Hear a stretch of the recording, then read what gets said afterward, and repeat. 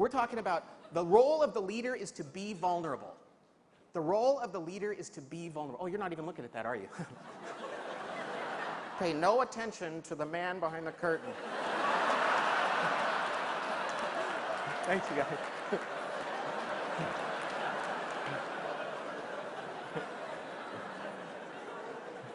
All right. Oh, look, a bird.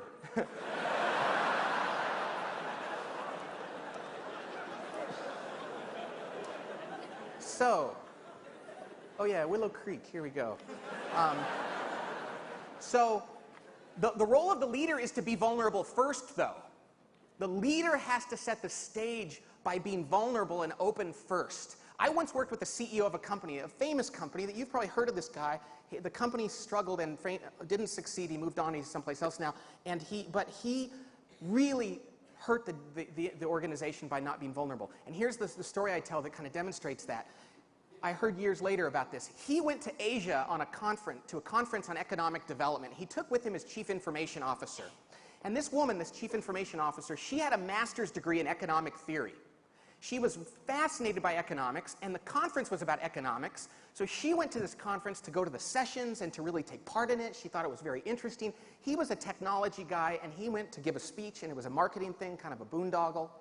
And he didn't really get into the conference. On the way back to the airport, they got in the taxi cab, and she started to explain to him what was going on in Asia from a macroeconomic standpoint. And he interrupted her and said, no, that's not it. This is what's going on. And he started to lecture her.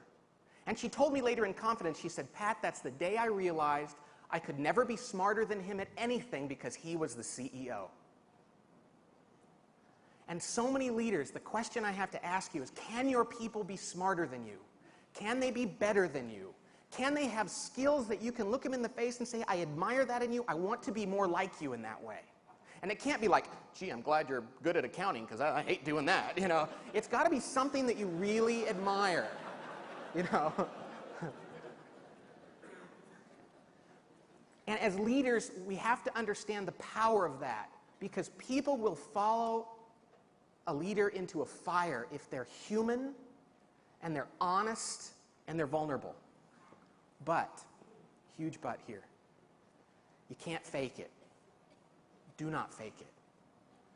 You know, I give this speech a lot, and the CEO's like, yes, I will go back to work and be vulnerable on Monday. Yes. Maybe I'll even cry, you know?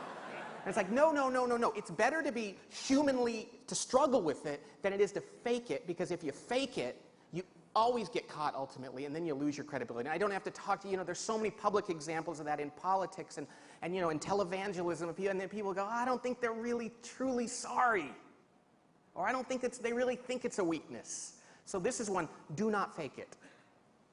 If it's not painful in the moment to do it, it's not real. It's that moment when you say something during a meeting and you go, oh, I think I was way out of line. I don't want to say that. That's that level 5 moment, as Jim Collins talked about, where you say, I screwed up. I am sorry.